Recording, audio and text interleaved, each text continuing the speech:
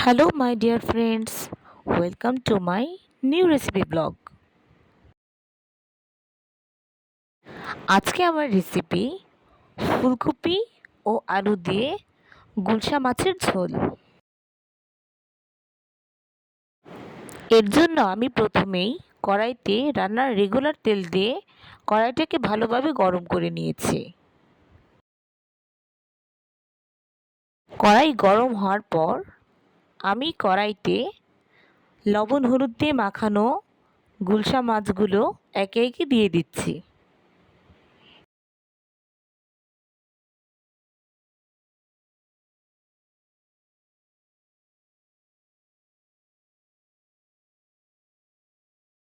এই মাছগুলো ভাজার সময় একটু সতর্ক থাকতে হবে, কারণ এই মাছ থেকে তেল ছিটতে পারে।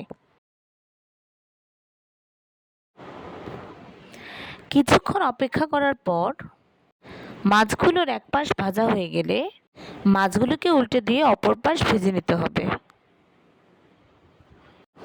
এই মাছগুলোকে খুব বেশি ভাজা যাবে না, কারণ এই মাছগুলোকে বেশি ভাজলে এই মাছের টেস্ট চলে যাবে।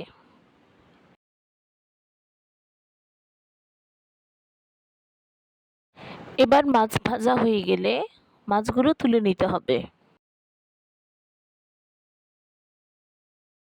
এবার মাছ ভাজার তেলে অল্প লবণ হলুদ দিয়ে আলুগুলোকে আমি লাল লাল করে আস্তে আস্তে ভেজে নেব।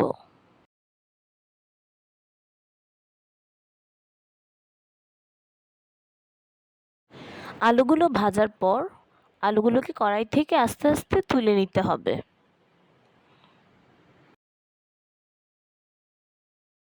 এরপর আবার কড়াইতে লবণ হলুদ দিয়ে ফুলকপিগুলোকে ভেজে নিতে হবে। এখানে আমি ফুলকপির ডাঁটাগুলোও ব্যবহার করেছি।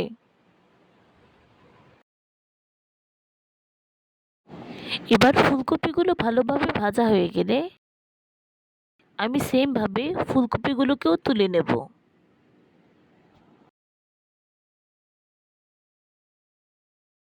এবার কড়াইতে আবার অল্প তেল দিয়ে দিতে হবে।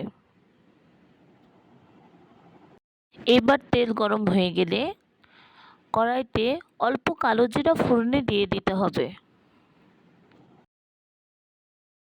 কালো জিরাগুলো ভাজা হয়ে গেলে আমি এখানে পেঁয়াজ বাটা অ্যাড করছি।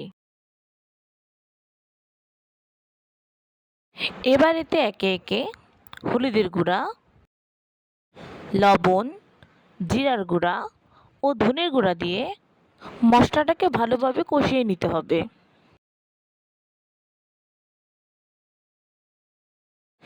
এক পর্যায়ে মশলা থেকে তেল ছেড়ে দিলে আমি এতে আগে থেকে ভেজে রাখা আলু ও ফুলকপিগুলো দিয়ে মশলাটার সাথে এগুলোকে আরেকবার ভালোভাবে কষিয়ে নেব।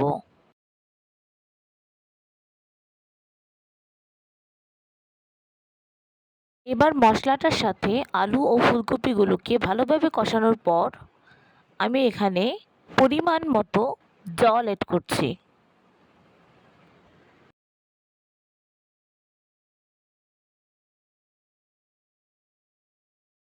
এরপর ঝোলের জল ফুটে আসলে আমি এখানে ভেজে রাখা গুলশা মাছগুলো দিয়ে হালকা নেড়ে দিচ্ছি।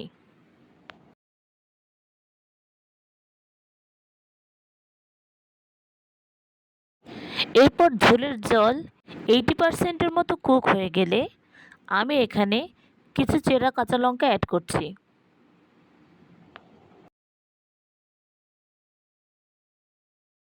এরপর কিছুক্ষণ ঢাকা দিয়ে ঝোলের জল ভালোভাবে ফুটিয়ে নিলেই ফুলকপি আলু দিয়ে গুলশা মাছের ঝোল রেডি। আজ এই পর্যন্তই। আমার রেসিপি ভালো লাগলে ভিডিওতে একটি লাইক দিয়ে আমার চ্যানেলটিকে সাবস্ক্রাইব করে পাশে থাকবেন।